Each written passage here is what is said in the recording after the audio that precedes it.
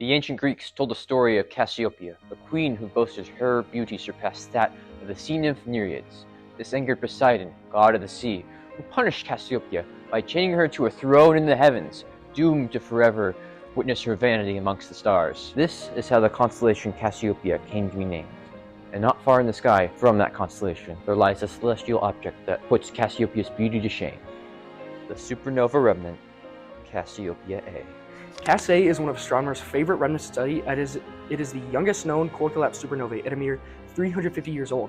It is also one of the closest at around 3.4 kiloparsecs and is the only core-collapsed supernova remnant with a definitive supernova classification designated as a Type 2b.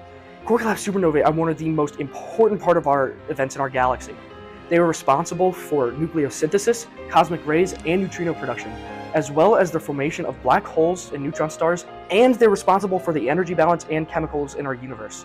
However, the processes of these core-collapsed supernovae are not well known to us. Supernova remnants offer us insight into the past of these crucial events. The team on the paper, a JWST survey of the supernova remnant Cassiopeia A, led by our own professor Danny Milosavljevic, investigated JWST NIRCam and MIRI images to uncover the properties of Cassiopeia A's main shell, interior, and surrounding subcellular materials and interstellar medium that can be applied to other core-collapsed supernovae and supernova remnants. NIRCam was chosen to have 3 filters to differentiate between the different emission spectrum from the CSM, ejecta, and dust. Then, 8 filters were chosen from MIRI to sample and differentiate line emissions associated with ejecta and CSM from dust continuum and emission. These images were stacked onto mosaics to form the pictures shown. From analysis of these images, 4 major conclusions were drawn.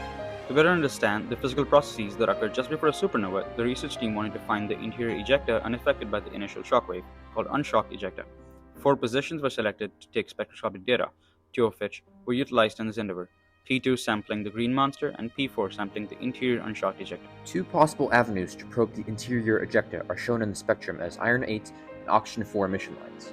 The iron 8 emission line at 5.446 microns was assumed to be blue shifted at 5.39 microns, and the magnitude of the emission line was used to calculate the amount of iron distributed throughout the star, returning a value of order 10 to the negative 2 solar masses.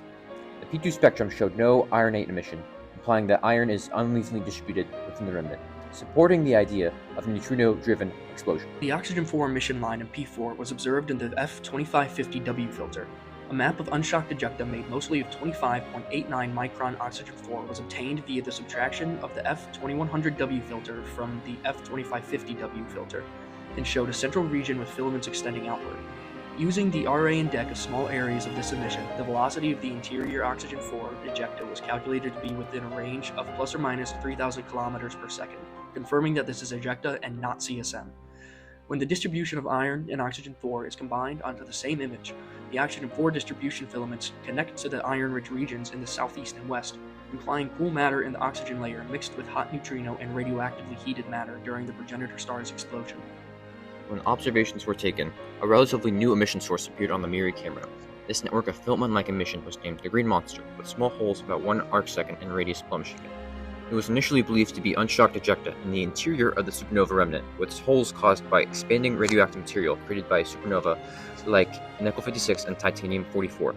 However, a companion paper looked at the X-ray emission properties of the small rings and concluded that the Green Monster matches better with shock's CSM properties and is a projection of the forward shock interacting with the CSM removed from the star about 10,000 to 100,000 years before the supernova occurred. Now finally, an X-ray point first observed by Chandra is thought to be Cass A's neutron star and was determined to be part of the family of central compact objects, or CCOs. NIRCam improved previous upper limits of this CCO's magnitude in its respective filters. The upper limits are plotted against a black-body curve of 900 Kelvin, and 2 theoretical flux models for the CCO are shown that fit the upper limits placed by NIRCam. Although the neutron star has not been detected, the new upper limits on the infrared emission that have been placed constrain the scenarios in which it can exist. Astronomers solved the mystery of Green Monster in famous supernova remnant. It was published January 9th on Space.com and focuses the discussion on the Green Monster. It briefly yet accurately described the key findings in relation to the Green Monster as well as interior ejecta, supplemented with quotes from researchers that emphasize the significance of the results. However, it does not mention other important aspects of the paper, such as the existence of Cass A's neutron star. Overall, the press release is a reliable source of information for the average reader. Thank you for watching.